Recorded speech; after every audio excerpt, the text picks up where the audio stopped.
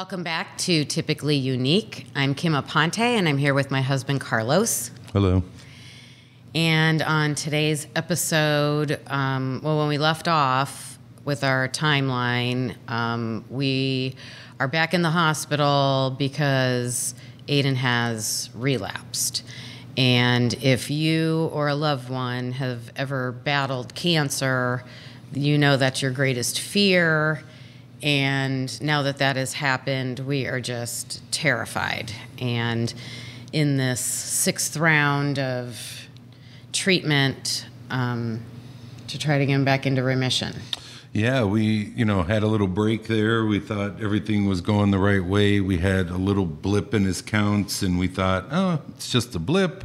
Nothing like this is going to happen. And yeah, we found out the bad news. So we should know it's never just a blip. Yeah, it was never just a blip. We've learned that lesson too many times in a row. But so we did the first 5 rounds. Now we're going back to a similar type of chemotherapy, maybe a little bit different, but only 1 round.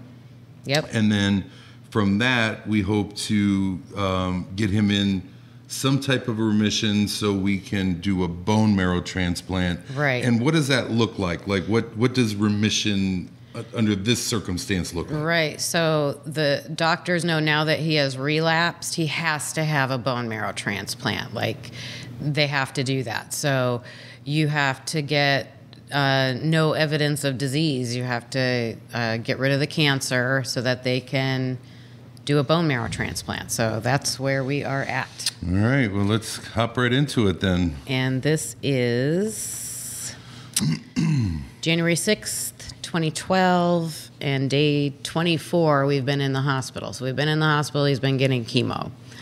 I can't believe it's been 5 days since I wrote something. Aiden continues to be in good spirits, and the past 2 days he has been out of his room all day playing video games. Today, a volunteer from one of the local salons came in and shaved Aiden's head because his hair was falling out and it was everywhere. Aiden feels so much better now that he doesn't have itchy hair all over him. Aiden's eyes are still bothering him, and it seems like it is going to stay that way until his counts recover enough to heal them. They are better because he can actually open them and play video games, and when it gets to be too painful, he gets some morphine. I asked to speak to the bone marrow transplant nurse today because I have so many questions and I keep forgetting to write them down, so I stole a few minutes today and wrote down what I could remember to ask. She came to see me later in the day, and I found out, 1, they have contacted the donors to tell them that they are matches and would they submit more blood for further testing. They have to wait to make sure that the centers from where the donors are from will participate in his study. So that was number 2, and most of those centers do. Number 3, they don't know where the donors are from, or at least you wouldn't tell me. I'll keep asking. Number 4, Aiden will not be able to smell or taste the marrow when he gets the transplant. I didn't even know that was a thing. This was a concern because if you use frozen marrow, the preservative stinks like garlic and tastes like creamed corn. Yuck. Number 5, we will get admitted about 10 days before the actual transplant. So at least I have a few more details. And right now, Aiden was drinking his fluids, and his counts are starting to come up at this point. So he's gone through his counts bottoming out at 0, and we've had some blips, but we're still waiting for that big number so that we'll be able to go home. And at this point, it's still 200, right? We have to... Got to be 200 to go home. 200 to go home. Okay. And I think the only thing from that entry that we talked about is we started to get a little bit more information, right? Started to get a little bit of information about what the plan is. So I think once Aiden recovers, then 10 days before he gets the actual transplant, they're going to want to bring him back in. So as he's recovering, they're going to have to do some things on the other side, right, to figure out. And I think we have a little bit more information about that. Right, so we get to go home for a little break, and we don't know a lot about this bone marrow transplant process. So I keep coming up with questions, and because we just don't know anything. So I asked to meet with the bone marrow nurse and the new doctor today. This new doctor is supposed to be working on Aiden's case, and we haven't seen her yet, so I was not happy with her. But then she showed up today, and I loved her. Isn't that how it goes? So here is what we learned today. 1, the 2 donors that match Aiden have both agreed to donate and are going through the process of further testing. What a relief. I started crying when the doctor told me that. I always cry when they talk about the donors doing something for us. You can't imagine the desperation you feel and always thinking, are they going to be able to? Number 2, the donors are both from the same area and will use the same hospital. And the hospital they will use does not participate in the study we wanted to participate in. That is a bummer. Can you believe there were 2 people from the same place? That's just crazy. We learned that Aiden also had 2 other matches from centers that might participate in the study, but these matches were not as good. I think they were women and the other 2 were men. So the doctors are going to go with the matches that are best for Aiden and not do the study. We don't understand why they wouldn't or couldn't participate in the study, but it makes me think that they are in like some other country or Puerto Rico or something. Someday we will know, hopefully. The study was just an added bonus, so we are just beside ourselves with happiness that the donors are going forward with the process. I met with the doctors today because I needed to know what kind of timeline they were looking at and to ask them to share that timeline with us. They did say that once we know Aiden's bone marrow test is negative for cancer, they will set a temporary transplant date for 4 weeks to give to the donor. And then things will move really fast for the donor. The date will be flexible as we will see when we need to be readmitted. We will get to be home for a week or 2 while the donor is undergoing physical exams, filling out forms, and making arrangements for the actual procedure and hospital stay. Okay, I can't even write about it without crying. When Aiden gets readmitted, it should be 10 days until transplant. So for now, I am enjoying watching him Skype with a couple friends from school on the computer. We will wait for his counts to gradually climb to 200 so we can get out of this hospital for a while. And we will pray for these selfless strangers who are about to save our son's life. Crying again. I could not, anytime anybody ever mentioned the donor, I would just cry because they were our hope. That was our hope right there. So in this journal entry, you say study a lot.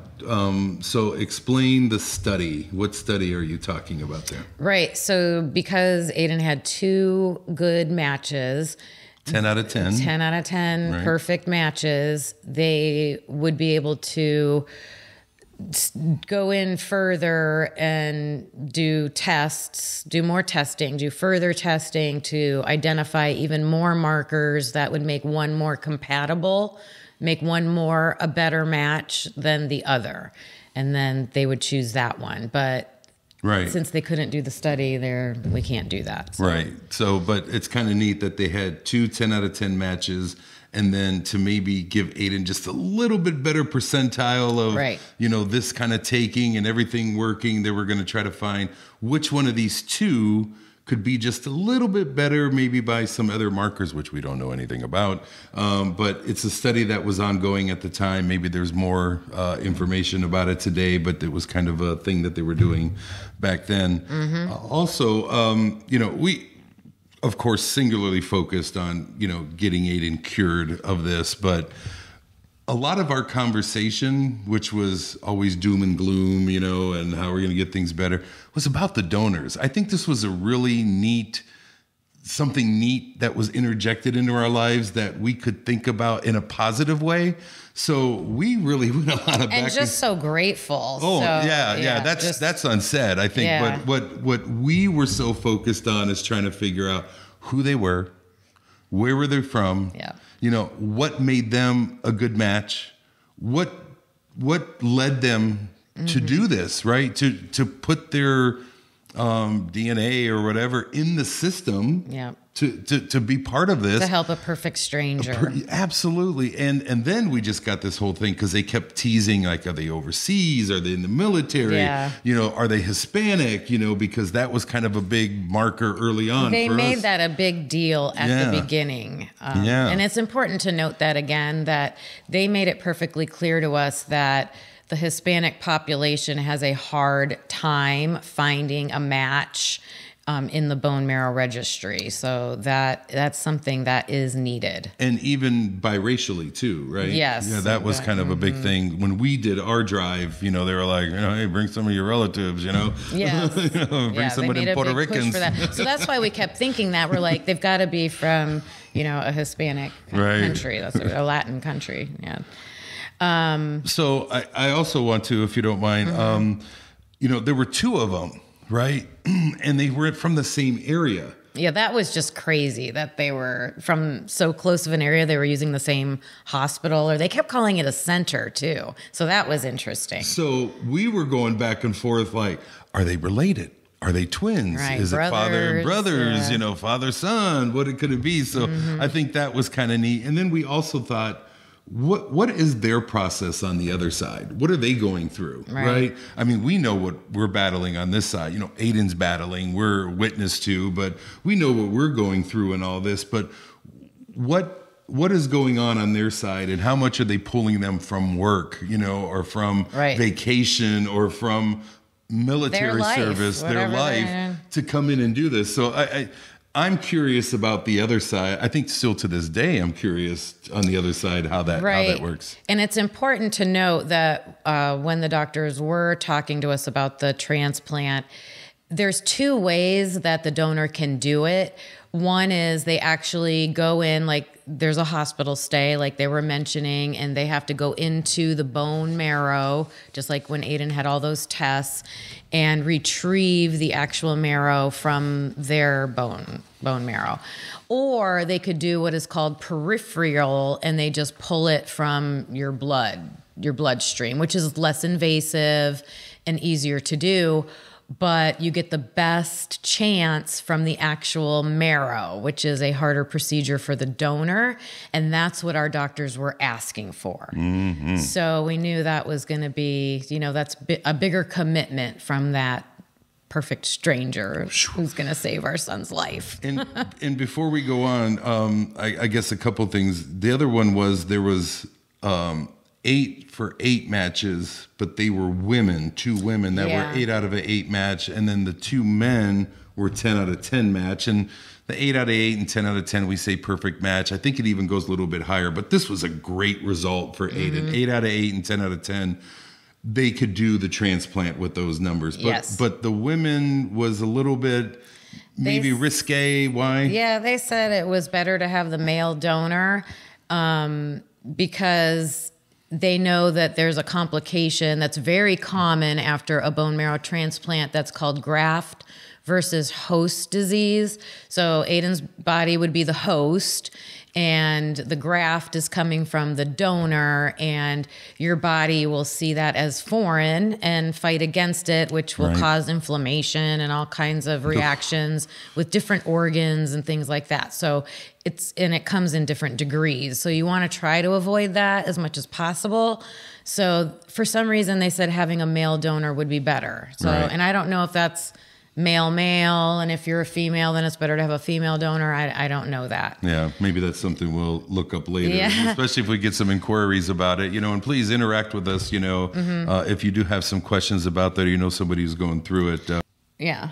I wanted to explain one more thing before I read the next journal entry, which is, we're still being seen by the oncology department. So Aiden's had an oncology cancer doctor this whole entire time, and but we're going to be transferred over to a transplant doctor. So when I mentioned in that previous journal about meeting the new transplant doctor, she's actually new to the whole entire hospital. So and we'll get into that maybe a little bit later, because we're going to have to assign these people names, because there's a lot of people being introduced here. So I think we've come up with somewhat of a way to do that. But current state, we've been in the hospital 39 days, right? At this point, we're trying to get Aiden to go home. How did we get to go home? What does that look like, going forward?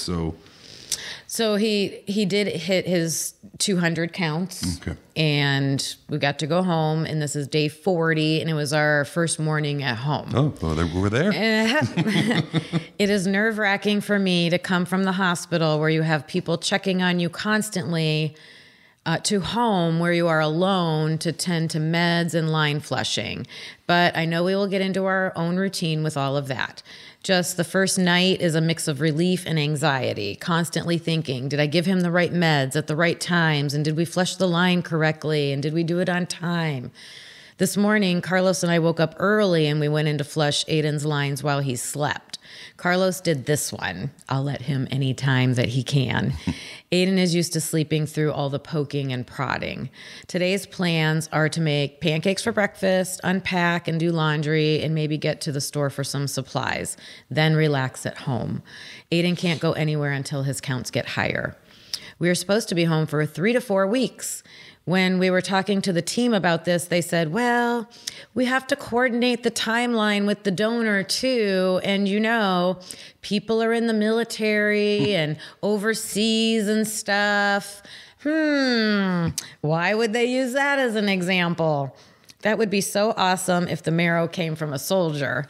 Aiden would just love that. But who knows? It could have been a random example. I can't really keep guessing. It's driving me crazy.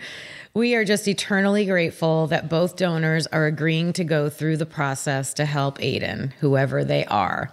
So we are going to enjoy being home and get back into some kind of routine. And before we know it, it will be time to go back. The next few weeks can slow way down.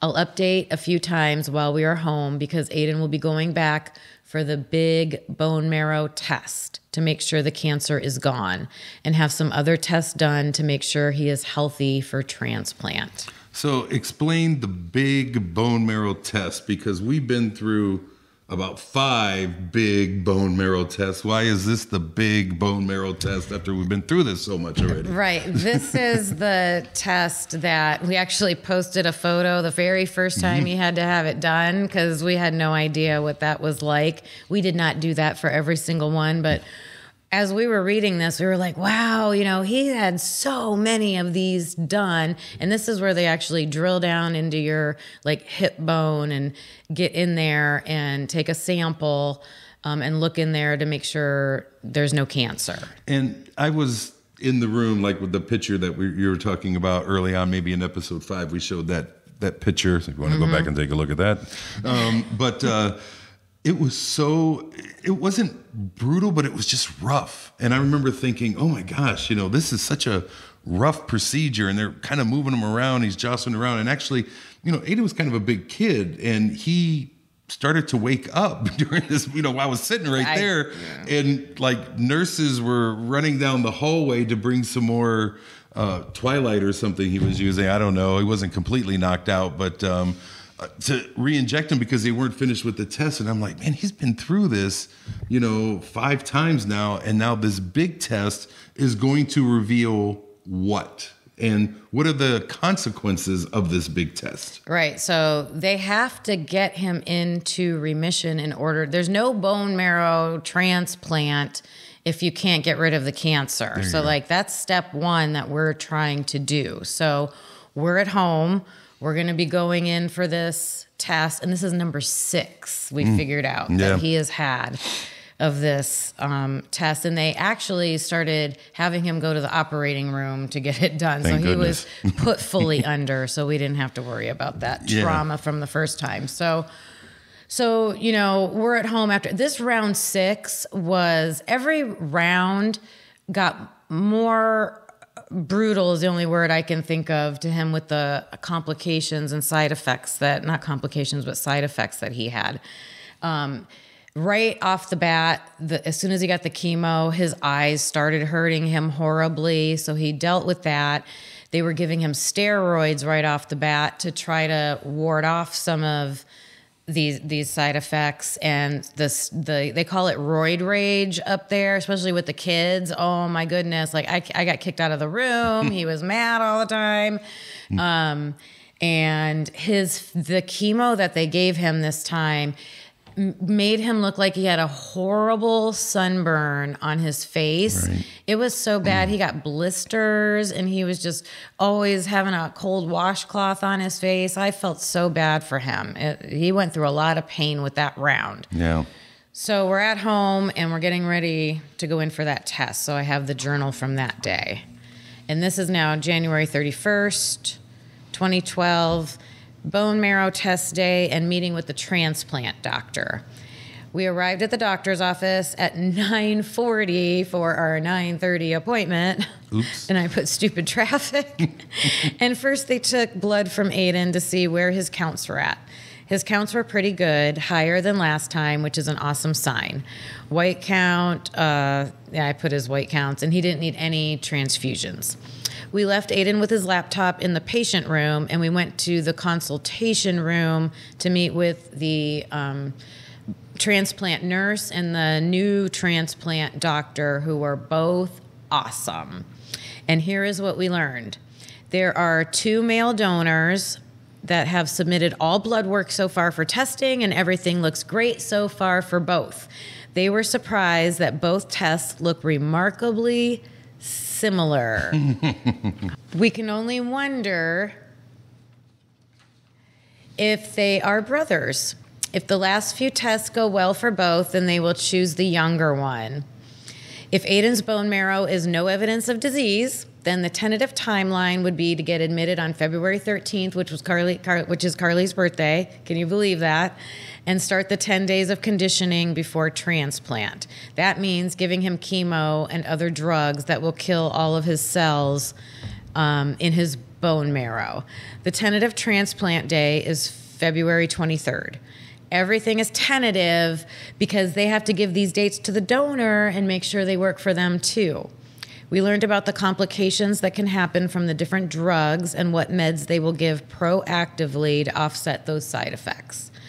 Lungs, liver, and kidneys seem to be the organs they are going to monitor very carefully because of all the fluid and low immune system. The doctor predicts he should engraft sometime around the 2nd or 3rd week of March, and March 9th is my birthday. And when that happens, it means it works. We learned that getting out of the hospital will depend more on just counts. His counts will have to be 500 for 3 days in a row. And he has to be eating, taking oral pills, walking around, and not needing infusions every day or so. When he does get out, it will be a long road to recovery, to full recovery. We will be at doctor's appointments twice a week for quite a while, and then they slowly start weaning everything back, but it takes a full year. We also learned that the donor does not have Aiden's blood type. But that shouldn't be a problem because they remove the red cells when they get the marrow, so it will let them just transplant the stem cells. Eventually, Aiden will have the donor's blood type. That's crazy. Yeah, that is. Yeah, so we have the same blood type. All of us have the same blood type. Yeah, we all did. So if the donors was going to be different, then Aiden would have that new blood type. And when they say, complications, I mean, there's probably too many to list, but, they definitely are going to do a lot of pre-treating for this potential transplant date. Also, they're looking for the date that the transplant person, because it's only going to be one of the 2 that we're down to. Right, the donor. They're going to find out what date they are available and then work backwards those 10 days so they can do the conditioning for those 10 days. Right. And the conditioning is giving him so much chemotherapy and drugs, whatever they're using, that just completely wipes out his bone marrow cells. Completely wiping them out. Like it's way more than the chemotherapy treatment he has been getting. And so they try to prepare you for what the side effects of that is going to be. But I mean, they told me that, it was just going to I don't know how they described it, but just your digestive tract, his whole digestive tract from the tip of his tongue, all the way down was just going to be bad. And we shouldn't get into it, but it was. Yeah. And we'll get to that later. But so what stage are we at right now? So we're trying to get this test, right? This bone marrow test to let us know, or the hospital know, that Aiden is showing no cancer in his bone marrow. So we can start setting up that date 10 days before the donor can provide that bone marrow to us. Right. So there's these different phases. So step 1, you got to get into remission. You got to get rid of the cancer. Right. Step 2 is you have to get the bone marrow donor lined up and everything lined up and get those cells to where we're at to do the transplant. Right. And then, and actually, I think they do more. They called it conditioning when he goes back in for those 10 days. For 10 days, they'll condition him. Yeah, when he goes in, and then the cells come, and then you hope it takes. That's when we said engraftment. Yes. That means that it's working, and they know his cells are starting to multiply. The new cells are starting to multiply in there. So I think we're going to have to wait to the next episode to find out if Aiden passed that initial test to get this whole thing started. Right. So let's maybe stop here, and we'll start the next episode to find out how his test went. Right. We are waiting for the results, and we'll let you know on the next episode. We'll see you then. All right. Bye. Bye.